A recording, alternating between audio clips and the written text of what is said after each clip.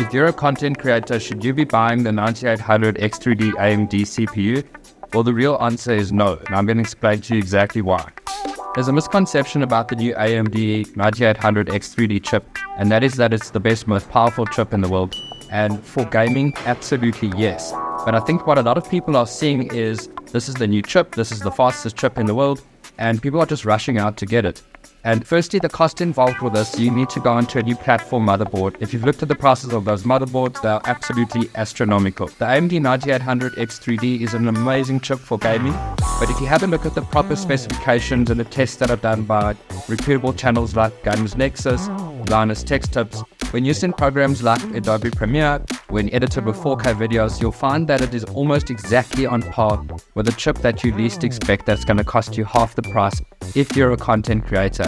And that is none other than the 12900K by Intel. The i7 12700K and the 12900K are absolutely unmatched for the 9800X3D chip. Yep, that's exactly right. This CPU will cost you half the price of what a 9800X3D chip will cost you. So if you're not predominantly a gamer, I do not suggest that you go for that chip. We as humans have this inquisitive nature, FOMO if you call it, fear of missing out, to run and get the best of everything, and it's absolutely not the best for your video editing. So I'm going to explain to you exactly what you can pair with this. Build yourself a proper content creator PC. I use one of these for myself. I use proper 4K video. I have absolutely no dragging. I have no lagging. It is amazing. So let me tell you a little bit about what you can do with this CPU and how much you can save on building yourself a proper content creator PC. First of all, the graphics card that I would suggest is the 7600 AMD Radeon card. It's very inexpensive, but if you have a look at the specifications, it is absolutely amazing and runs pretty much on par with some of the 12GB graphics cards. So this will fit into a machine for content creation, absolutely perfect. The B760M motherboard from Gigabyte supports DDR5 RAM, and that's also another misconception. We're seeing a lot of tests on a lot of channels, some very good, some not very good. And the thing that I'm seeing here is we're not seeing exactly which motherboards they're using, which kind of RAM they're using, what is the latency on those specific RAMs. Are they using DDR4? Are they using DDR5? So we're seeing all different tests on motherboards that are able to take DDR5 up to about 9,000 and other chips which are in the 12,000 series, as well as AMD series chips that are not capable of running DDR5. And yet we're seeing them in the same benchmark tests as the 9800X3D running on a new platform motherboard, as well as the new Ultra series from Intel. The Montec HyperFlow 240mm fan system. This is your AIO water cooling system.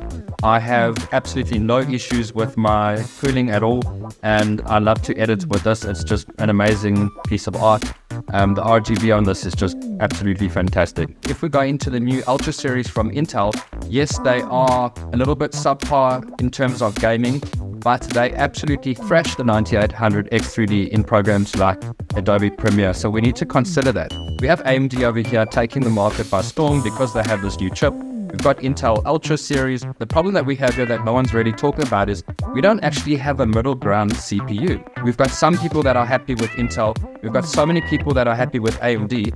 But what CPU do we actually have that is brilliant for video editing, content creators, as well as gaming? We don't have something like that. So while we're all praising AMD for this amazing gaming performance, it doesn't perform as well, although it is okay when it comes to content creation and video editing. So what is actually next? I think we all need to consider that Intel, the devil that we know, rather than the devil that we don't know, is actually quite good for us, unless you are actually doing gaming. So we're actually hoping that between Intel and AMD in the future that there will be a CPU that is actually going to help us do both.